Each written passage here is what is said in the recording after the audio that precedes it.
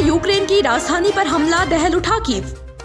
राष्ट्रपति जेलेंस्की ने यूक्रेन छोड़ने से किया इनकार, देशवासियों से की डटे रहने की अपील। सीएम धामी ने बताया यूक्रेन में फंसे हैं उत्तराखंड के 188 लोग। डीजीपी बोले एमईए कर रहा जरूरी कार्रवाई। बद्री विशाल के कपाट खुलने की तैयारियों को लेकर डीएम की बैठक, गायब अफसरों का रुकेगा वेतन। उत्तराखंड एसटीएफ ने किया 1 अरब के इंटरनेशनल मनी लॉन्ड्रिंग खेल का खुलासा, भोपाल से 2 आरोपी अरेस्ट। रूसी सैनिकों ने यूक्रेन की राजधानी कीव पर हमला शुरू कर दिया, जिसके बाद सरकारी इमारतों के निकट गोलीबारी और विस्फोटों की आवाज गूंज रही थी। रूस की इस कार्रवाई से यूरोप में व्यापक युद्ध की आशंका पैदा हो गई है।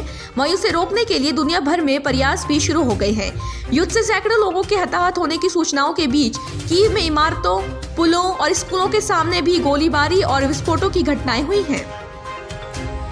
रूस के सैनिकों ने शनिवार तड़के यूक्रेन की राजधानी कीव पर धावा बोल दिया और शहर में कई जगह विस्फोटों की आवाज सुनाई दी। इस बीच यूक्रेन के राष्ट्रपति वोलोदिमीर जेलेंस्की ने देश छोड़ने से इनकार कर दिया है और अपने देशवासियों से मजबूती के साथ डटे रहने की अपील की है।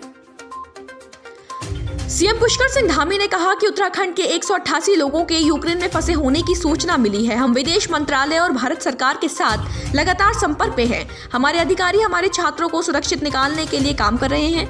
वहीं डीजीपी अशोक कुमार ने कहा कि भारतीय विदेश मंत्रालय हमारे नागरिकों को यूक्रेन से वापस लाने के लिए जरूरी कार्रवाई कर रहा है। अल्मोड़ा के पर्यटन स्थल बिनसर में बर्फबारी हो रही है। आसमान से गिरते बर्फ की फाहों को देखकर सैलानी झूम उठे। बर्फबारी के बाद ठंड बढ़ गई है। इसके साथ ही इलाके के सुंदर दृश्य मनमोह रहे हैं। इधर केदार घाटी के ऊंचाई वाले इलाकों में भी बर्फबारी हो रही है। उत्तराखंड स्पेशल टास्क फोर्स और उत्तराखंड साइबर क्राइम पुलिस की संयुक्त टीम को बड़ी कामयाबी मिली है। इस टीम ने करीब 1 अरब के मनी लॉन्ड्रिंग के खेल का खुलासा किया है, जिसके तार अंतर्राष्ट्रीय स्तर पर भी जुड़े हुए थे। इस मामले में 2 आरोपियों को गिरफ्तार किया गया है। 8 मई को भगवान बद्री विशाल के कपाट भक्तों के लिए खोल दिए जाएंगे। वहीं 4 धाम यात्रा को लेकर जिलाधिकारी हिमांशु खुराना ने समस्त विभागों से यात्रा संबंधी योजना और समस्याओं को जानकारी दी है। इस दौरान बीआरओ, एनएच और पीडब्ल्यूडी ने सड़कों की मौजूदा स्थिति, पार्किंग और वैकल्पिक मार्ग के बारे में जानकारी दी।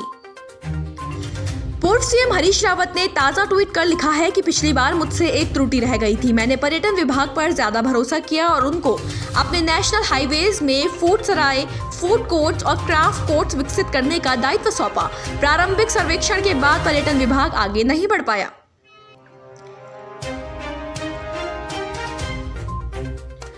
आईएएस दीपक रावत अपने तेज तर्रार रवैये और तुरंत एक्शन लेने के लिए सुर्खियों में रहते हैं। अब कुमाऊं कमिश्नर का चार्ज लेने के बाद वो एक्शन में नजर आ रहे हैं। आज उन्होंने हल्द्वानी तहसील का औचक निरीक्षण किया। उनके निरीक्षण की भनक लगते ही फर्जी अर्जनीवीज और स्टाम्प विक्रेता फरार हो गए। वहीं उन्होंने व्यवस्था दुरुस्त करने के भी निर्देश दिए। जिम कॉर्बेट पार्क के ढेला जोन में टाइगर सफारी का कार्य मार्च से शुरू हो सकता है। अगले माह से इस पर अग्रिम कार्रवाई की जाएगी।